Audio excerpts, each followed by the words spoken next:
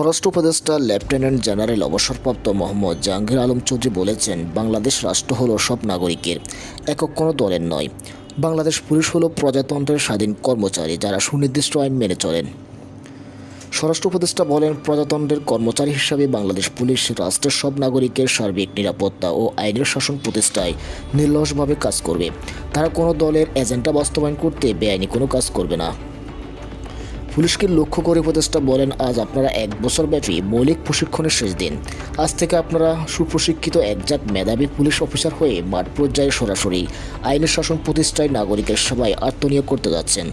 আপনাদের এই নতুন কর্মজীবনে স্বাগত জানাচ্ছি।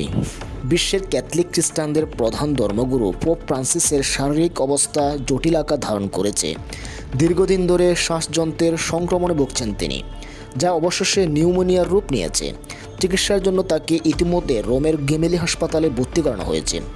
88 বছর বয়সী পোপে 2 ফুসফুসে নিউমোনিয়া ধরা পড়েছে এবং তার শারীরিক অবস্থা জটিল হয়ে পড়েছে।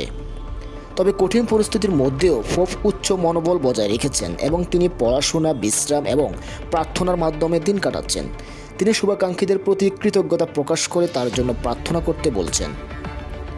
পোপ আসন্ন 2025 সালে ক্যাথলিক পবিত্র বর্ষ উদযাপনের জন্য বেশ কিছু গুরুত্বপূর্ণ অনুষ্ঠানে অংশ নেওয়ার কথা ছিল, তবে তার স্বাস্থ্যের অবনতির কারণে রোববার পর্যন্ত সব প্রকাশ্য কর্মসূচি বাতিল করা হয়েছে।